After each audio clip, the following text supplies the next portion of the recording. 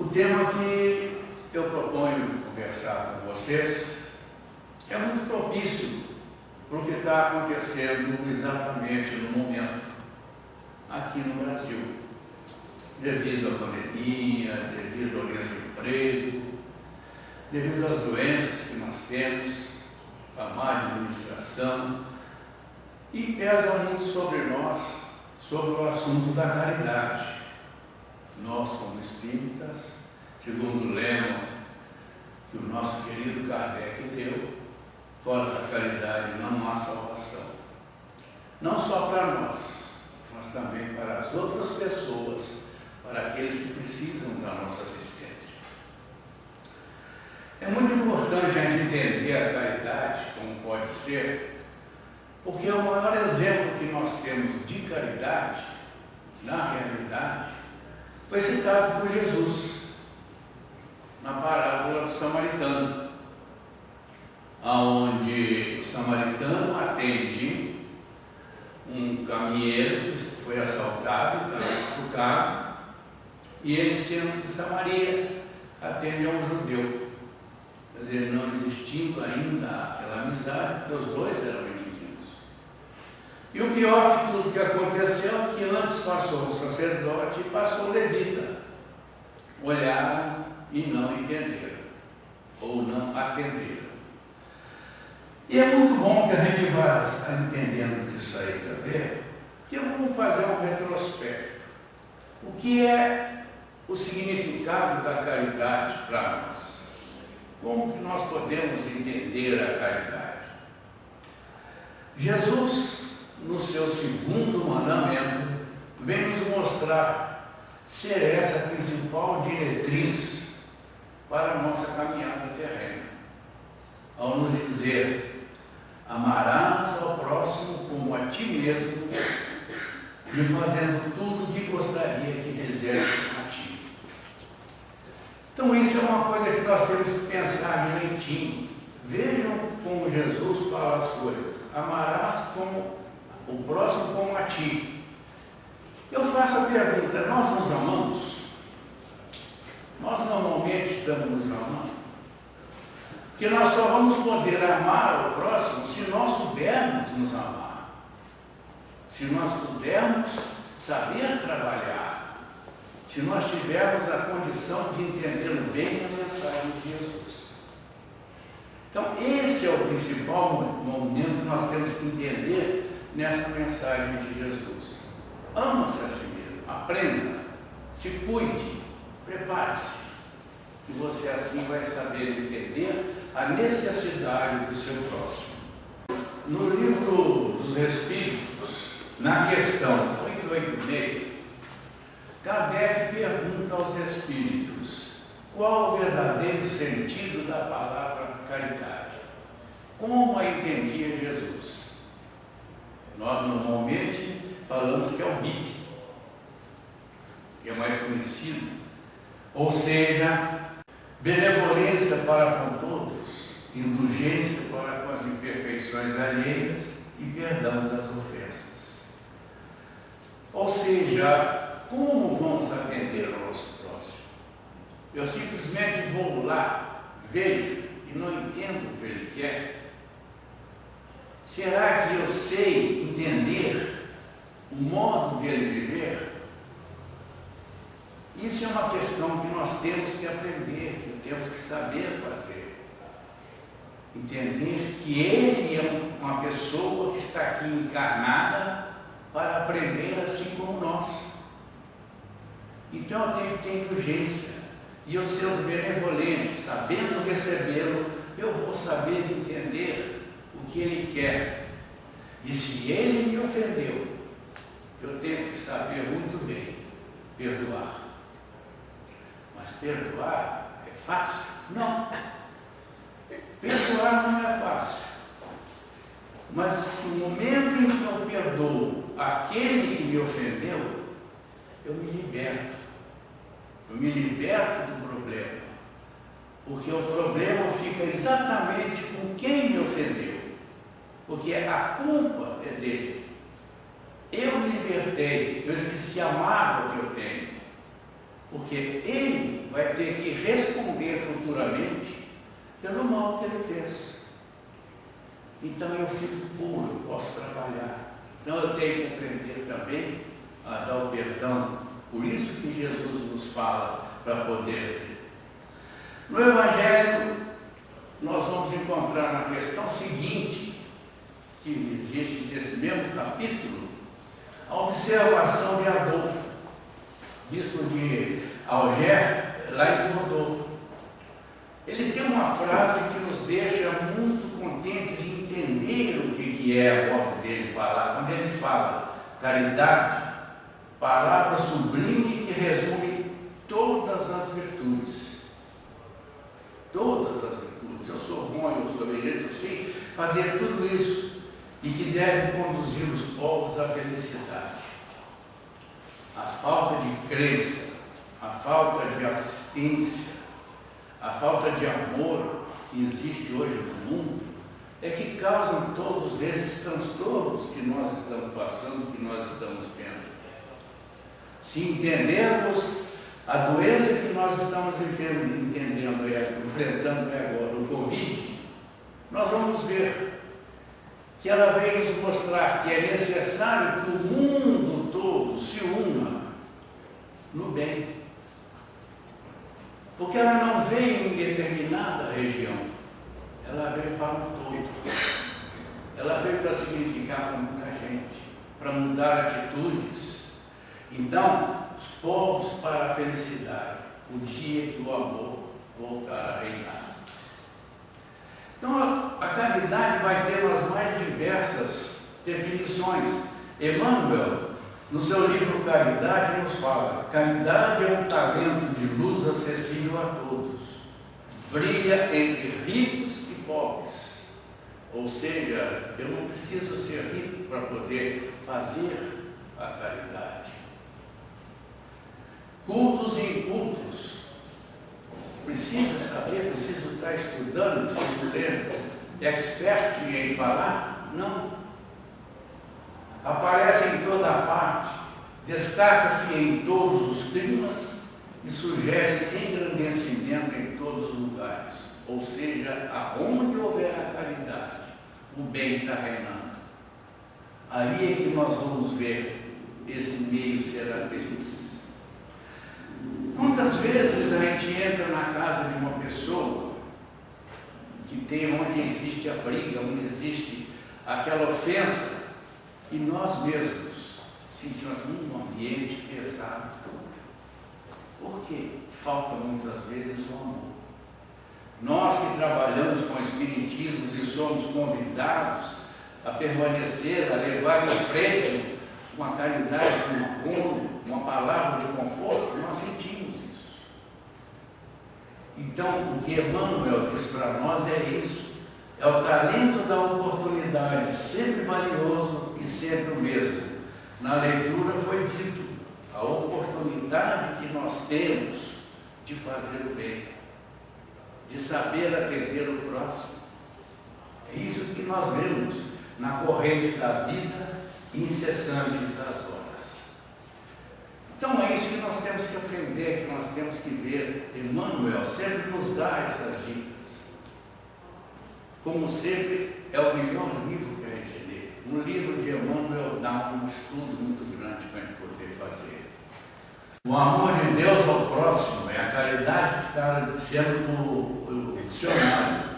Amor de Deus ao próximo, benevolência, fraternidade, compaixão, virtude teologal, sentimento e o mais importante que eu acho nessa definição, doação pessoal. Eu preciso, na realidade, querer fazer a caridade.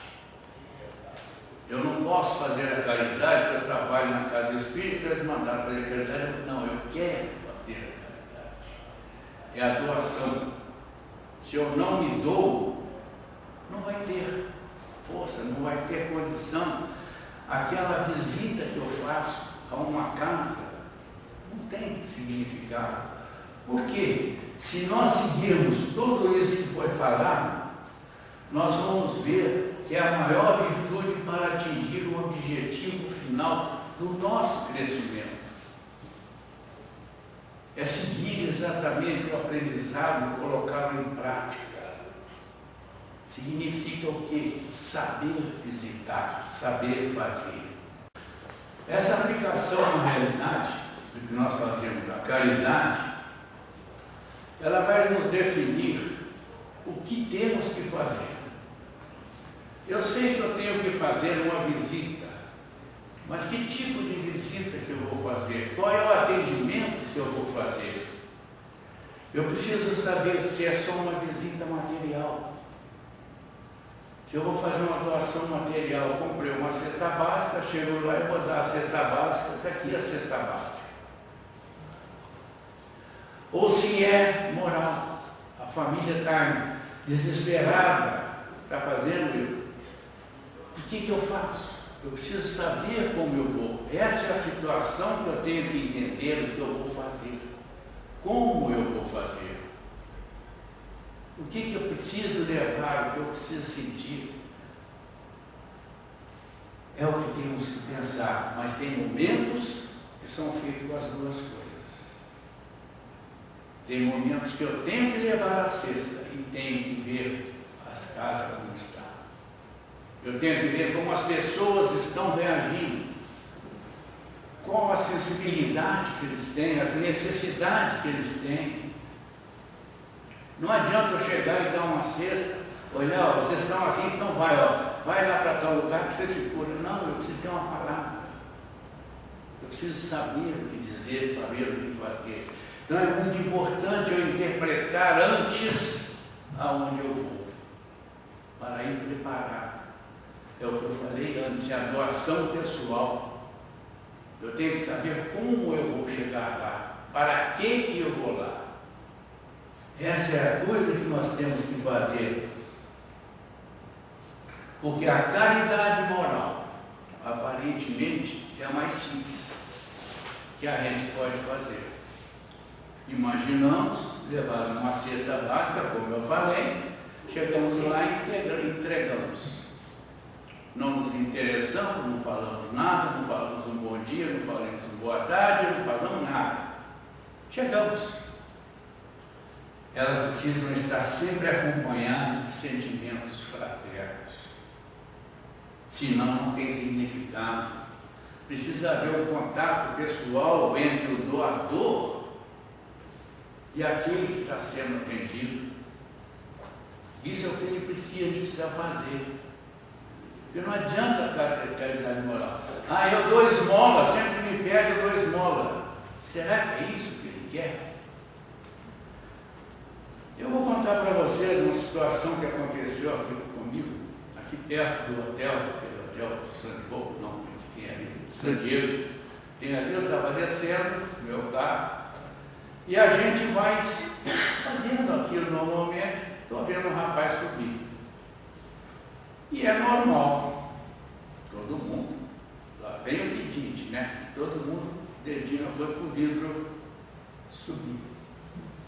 Isso é normal. Todo mundo faz isso aí, todo mundo já vai olhando e vai fazendo. E eu fiquei olhando, vendo ele, foi chegando e tal, aqui, chegou, olhou para mim assim, por favor, senhor. Falei, vamos ver o que ele vai pedir. Já pedi a mão aqui, uma moedinha que tem para poder dar, para falar assim, ele vai embora. Eu falei, pois não. Eu posso lhe pedir um favor? Pode. O senhor me deseja um bom dia? Bom dia, vai com Deus. Muito obrigado. Eu, sinceramente, fiquei desarmado. Eu esperava que ele vai pedir dinheiro, vai pedir isso, vai fazer aquilo. Não. Então vocês vejam que nós pré-julgamos o que vai acontecer. E já tomamos a nossa posição defensiva. E muitas vezes não é isso que eles querem. São coisas simples que acontecem com a gente no dia a dia. Mas aconteceu comigo. E eu falei, bom, essa eu não esperava. Sempre que possível, deve-se acrescer o aconchego de um cumprimento solidário, um sorriso fraterno, uma palavra de conforto, a fim de evitar que o atendido, ao receber o auxílio, não se sinta humilhado pelo que está passando. E dependendo como você chega à idade, ele fica todo machucado, moralmente principalmente. Então são coisas simples que nós temos que aprender a fazer. Está escrito, nós aprendemos tudo isso para poder ir fazendo. Uma palavra, aquela palavra de conforto é importante. É preciso levar em consideração outra coisa, a situação atual do atendido. Eu falei aqui no início que é propício pelo que está acontecendo. Mas nós, como espírita, quando vemos uma determinada situação, fulano está passando isso, que é coisa do passado. Ele está resgatando. Será? Será que é isso que ele está passando? É porque ele fez no passado? Ou será que é porque aconteceu no momento? Como estão acontecendo agora? Desemprego, diferença de classes sociais, tudo isso pode estar acontecendo. Nós pré-julgamos sempre, nós temos infelizmente esse defeito. Mas eu sou espírita. Não, nós somos o mesmo defeito. Acontece normalmente, por isso que nós ainda estamos aqui, para poder aprender. Tem também o caso da malandragem humana. Quando anuncia que vai ter a distribuição da cesta, tem sempre aquele que chega que não está cadastrado. E você vai ver a situação dele, na realidade, ele não precisa. Ele não tem essa consciência, ele tira de uma pessoa que talvez esteja precisando, porque ele acha que ele é o bom e ele vai ganhar. Então essa é a malandragem humana. Fazer a caridade inclui tudo isso. Não é que ele não possa ganhar, não, que ele vai, mas não assim dessa forma, vem essa de uma forma. O ser humano, infelizmente, ele vive ainda até hoje na lei do mais forte. Eu sou bom. O orgulho, a vaidade, está sempre na frente de todos eles. Um outro trabalho que nós tínhamos ali com moradores de rua, nós recebemos as doações de roupas, íamos distribuir. Quando você ia distribuir isso aqui eu não quero não. Quer dizer, a vaidade, o orgulho que eles têm, eles falam assim para você. Você tem que ter paciência, porque senão você perde a paciência para poder fazer o trabalho. Então são coisas que nós precisamos, que nós não podemos deixar que o nosso trabalho seja confundido com uma esmola. É uma doação de carinho, de amor. E outra situação que todo mundo costuma fazer: choveu, deu inundação, alagou, vamos fazer campanha. Opa, vou arrumar meu armário, vai ser agora. Joga para lá e vou levando. Agradece. Não é amor, mas não pode para lá como está levando, isso aqui é lixo, leva o que eu estou te dando. Então falta o carinho humano até para doar, para você dar uma catástrofe.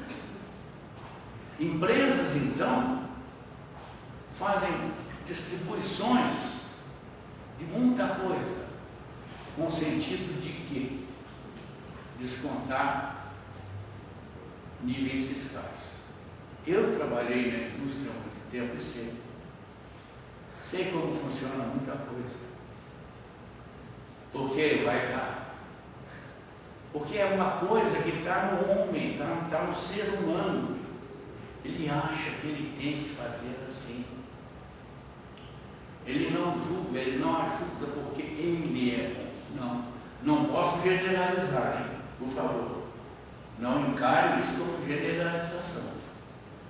Mas é uma coisa que você vê vai acontecer. Inclusive, isso eu já presenciei uma vez, dá-se essas roupas, dá-se tudo, e as próprias pessoas que vão lá para ajudar, para separar, para arrumar, para distribuir. Ah, essa aqui é boa, vou eu levar. Isso eu já vi. Então isso tudo faz parte do grupo da caridade, que nós temos que saber ensinar essas pessoas a fazerem com amor. Porque senão não vai ter. Nós temos que mostrar a necessidade do amor ao próximo. Quem ganha mais, se tem amor ao próximo, somos nós mesmos. Somos nós que temos isso aí. A caridade moral é quando podemos dedicar atenção pessoal ao próximo para ouvi-lo, orientá-lo, confortá-lo, dando-lhe coragem para continuar a caminhada terrena. Casas espíritas normalmente têm um atendimento fraterno. É uma coisa que nós precisamos fazer. E é uma coisa que a gente vê como as pessoas chegam pedindo uma ajuda moral. Pessoas de vários tipos. São discussões em casa, amor, discussões de marido e mulher, filhos separados, estão alguns dias difíceis aí para poder criar. E eles vão chegando e vão perguntando para nós. O diálogo fraterno tem que ser feito com carinho, com amor, para mostrar às pessoas. Porque essas atribulações que acontecem em cada uma são particulares. Essas são de cada um. O que está passando, essas atribulações. Nós, quando encarnamos, foi dito na leitura também, nós recebemos um destino a seguir, a poder fazer, que nós não sabemos qual é. Mas nós temos que saber atender aquele que nos procura, aqueles que chegam para poder conversar conosco, pessoas desesperadas. Quantas vezes chegam, você tem que sentar. Você faz o diálogo fraterno uma parte hoje, na semana que vem ela volta para continuar a conversa.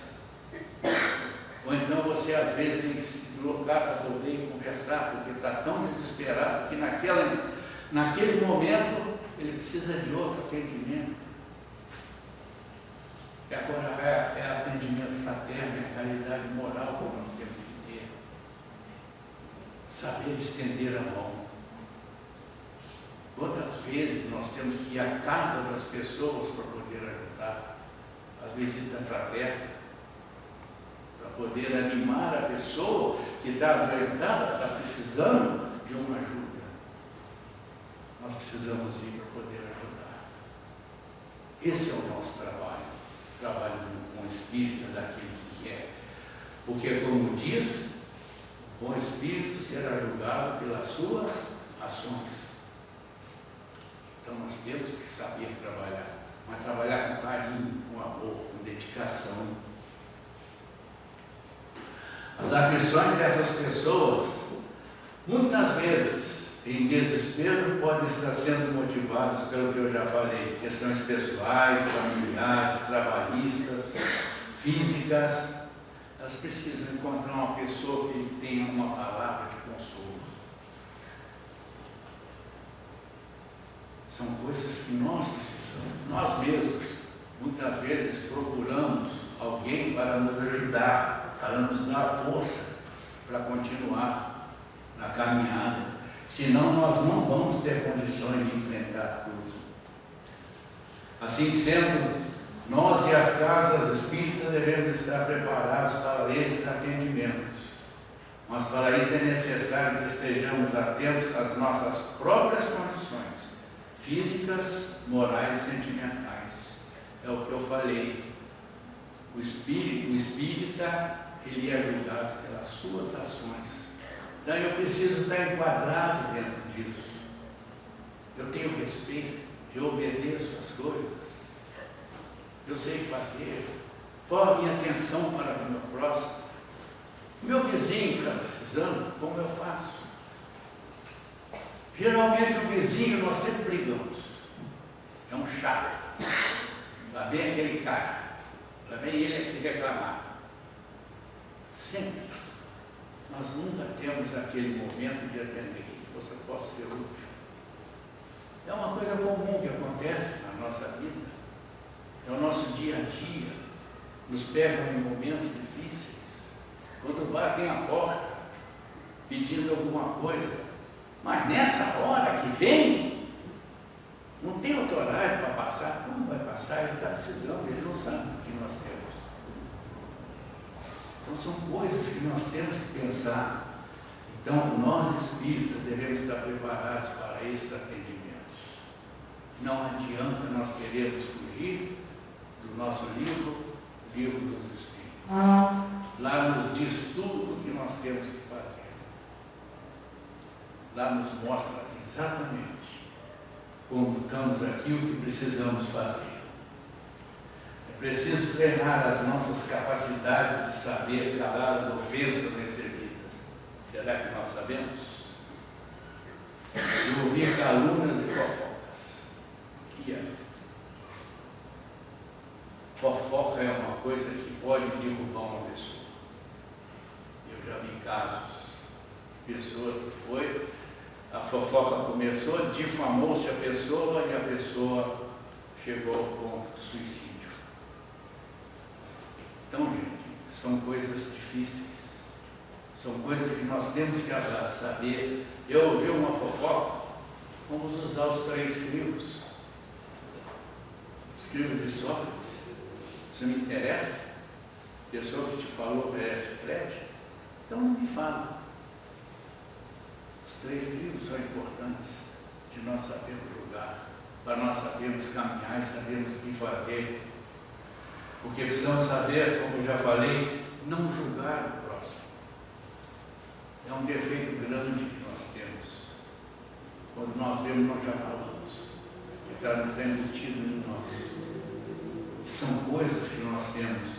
E muitas vezes nós somos influenciados pelos nossos próprios familiares a fazer e a falar. Já não é à toa que quando nós nascemos na família, nós sabemos que aquilo ali é o nosso principal local de trabalho. É ali que nós vamos aprender a crescer, nós vamos aprender a perdoar, nós vamos aprender a vencer. São coisas que nós vamos levando com muita calma, mas não aplicamos diretamente. A caridade moral deve ser paciente, branda, benfazeja, sóbria, isenta de orgulho e vaidade. Porque não adianta eu fazer a caridade e dizer, ó, eu sou lá, eu estive lá, essa sou eu que faço, viu? Olha, viu? O que eu faço eu não gosto. Não, não é assim. Não é assim, isso é coisa, desculpe o termo, de colégio. É aquele rapazinho, aquela moça que gosta muito de ser melhor do que o outro. Nós passamos por isso na nossa infância, na nossa juventude. Mas agora não vou.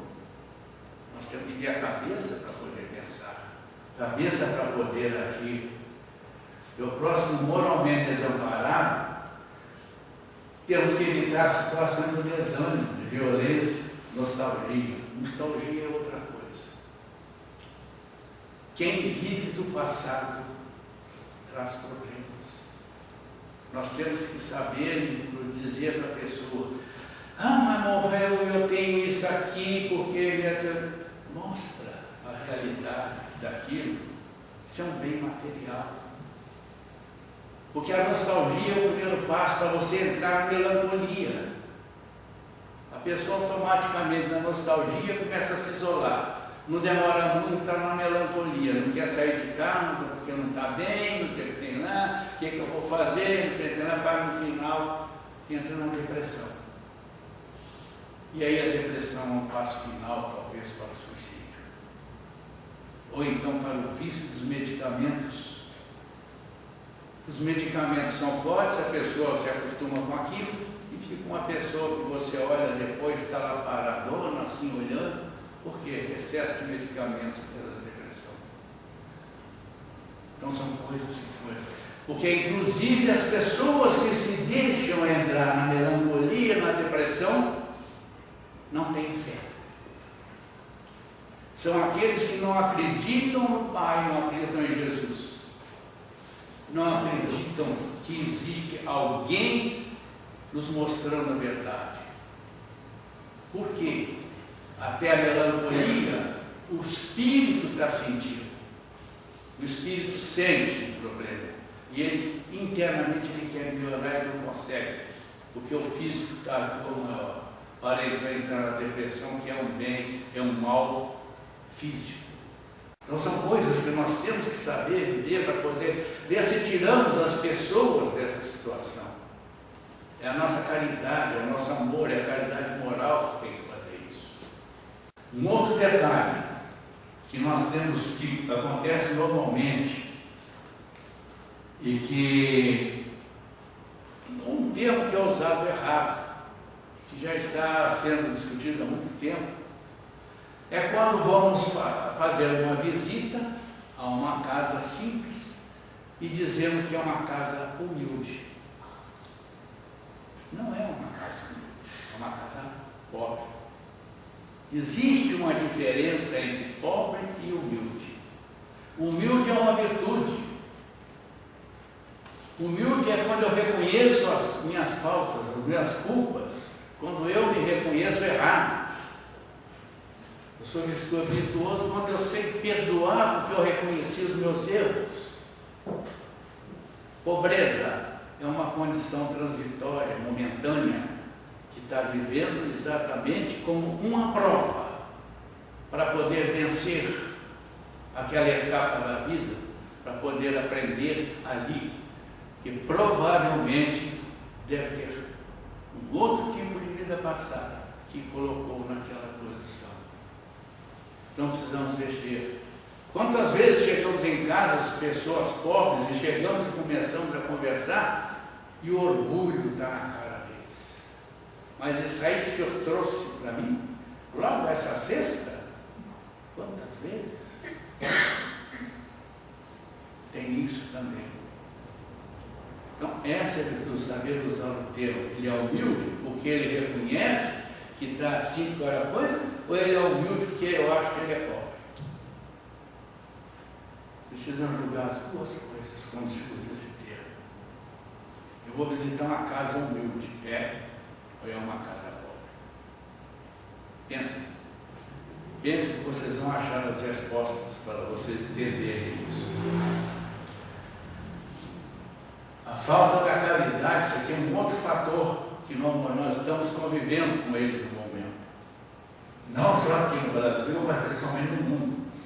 A falta de caridade e amor entre os semelhantes, povos e nações, gera predominância material, levando-os ao desenvolvimento de males, tais como o ódio, a vingança, a cobiça, a ganância, o orgulho, a vaidade, tudo isso, principalmente as lutas fratricidas ou mundiais. Por quê? Porque combinam sempre pelo poder do ter, e as pessoas esquecem de ser. Elas esquecem que aqui nós, nesse momento, eu, por exemplo, estou com José Walter, eu não sou José Walter, eu estou com José Walter. E isso é o que eles acontecem, eles não veem. Porque eles querem ter a glória do poder, do domínio e da opressão pela força. Nós estamos vendo casos aí agora que estão acontecendo. Perfeitamente isso. Eu sou o melhor. Então, gente, isso faz parte da falta de caridade, do amor entre as pessoas, entre todos. E os comentários no texto da irmã Rosária dizem isso exatamente. Se o segundo mandamento de Jesus fosse rigorosamente seguido no mundo, todas as criaturas terrenas seriam perfeitas e não ocorreriam mais divergências sociais, morais e materiais. Isso está no texto evangélico. É só você chegar nele, quando ela fala e ela afirma isso. E nós estamos vendo que nós estamos numa caminhada diferente. Tanto a caridade material como a caridade moral só terão valor inestimável na caminhada humana, desde que feitas com humildade, sem ostentação, orgulho, vaidade e egoísmo. Esse é o resumo de tudo isso que eu estou tentando falar. É o que nós temos que pensar. Nós temos que nos reeducar na parte espiritual. Nós temos que entender o nosso próximo. Nós temos que saber como seguir na nossa tarefa diária aqui na Terra. Nós temos que saber vencer pela luta que nós temos contra os nossos defeitos. Nós ainda temos defeitos morais. Nós ainda estamos num aprendizado, numa caminhada.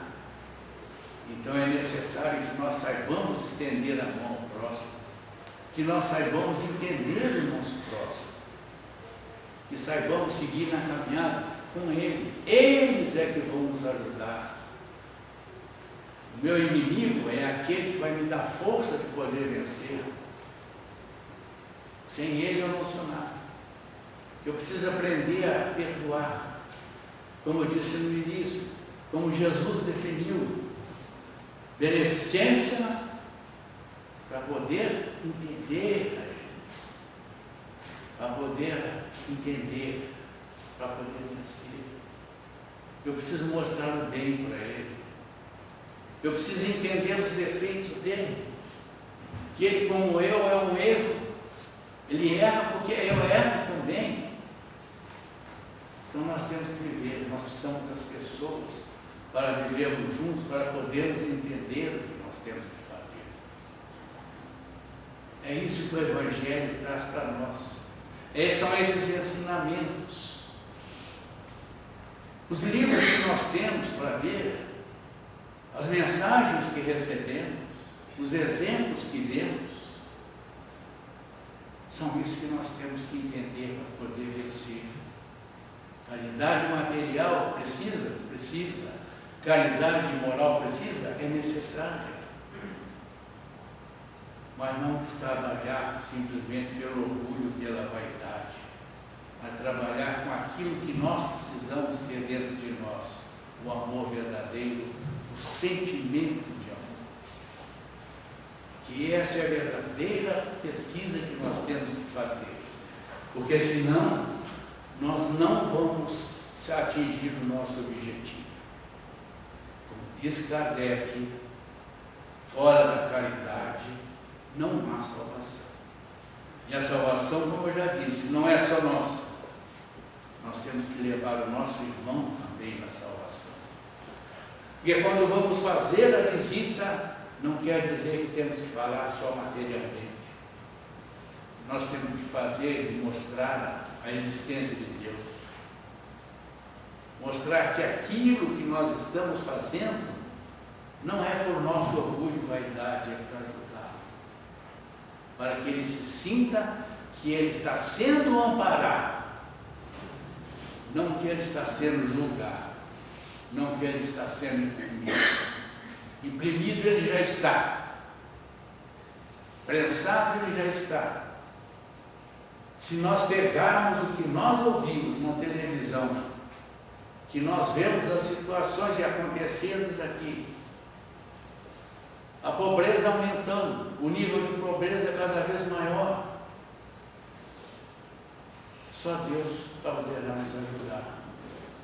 É isso que nós temos que fazer. Nós que nos julgamos espíritas, que nos julgamos como pessoas que temos um aprendizado para poder ensinar, para poder mostrar. É isso que nós temos que mudar. Nós temos a caridade material, a caridade de se juntarmos as duas, nós atenderemos o objetivo que nós precisamos fazer.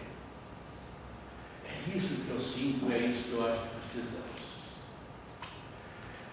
Porque Jesus, como eu já comentei, deu o exemplo do samaritano, que socorreu o próximo, que era judeu.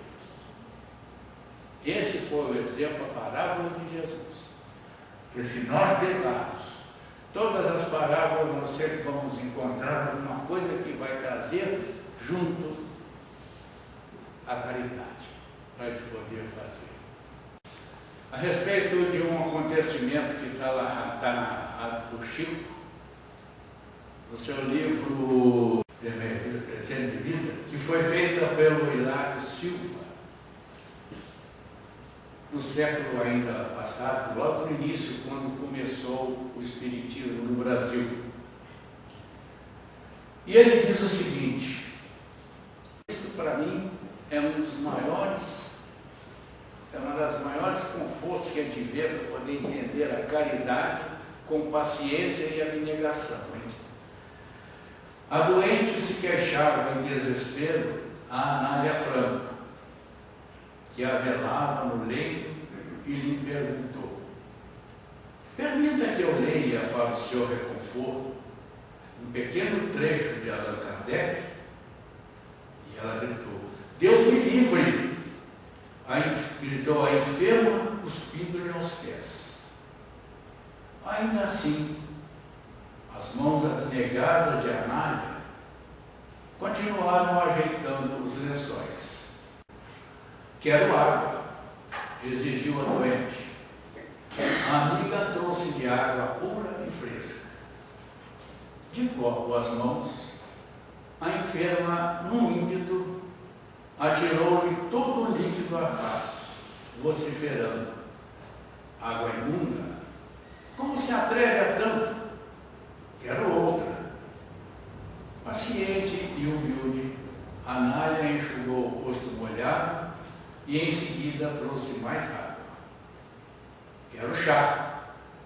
E o chá surgiu logo. Chá mal feito, chá frio. O conteúdo da taça foi projetado ao peito da outra, ensopando-lhe a blusa.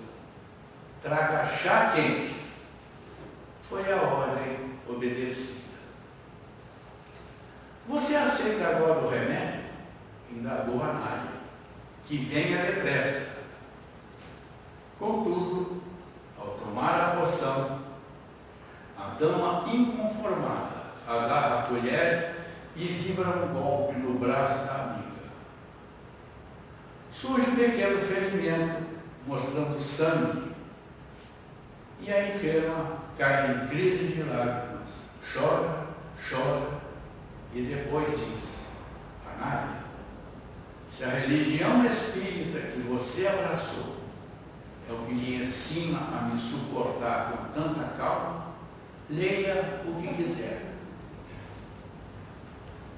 A interpelada sentou-se, tomou o Evangelho segundo o Espiritismo e leu a famosa página intitulada A Paciência, capítulo 9, que começa afirmando: a dor é uma bênção que Deus envia a seus eleitos. Acalmou-se a doente, que acabou aceitando o socorro do passe e o benefício da água fluidificada. A enferma, asserenada, ouviu de Anália os planos para o futuro, em benefício dos meninos abandonados na UPA. No dia seguinte, ao despedir-se, a auxiliada em reequilíbrio beijava as mãos de Anália e dava-lhe os primeiros 2 contos de réis para começar a grande obra. Como se sabe, Anália Franco foi a heroína da seara espírita paulista, que se fez sublime benfeitora das criancinhas abandonadas. Isso está no livro A Vida Escreve, psicografia do Chico. Eu agradeço a todos a atenção.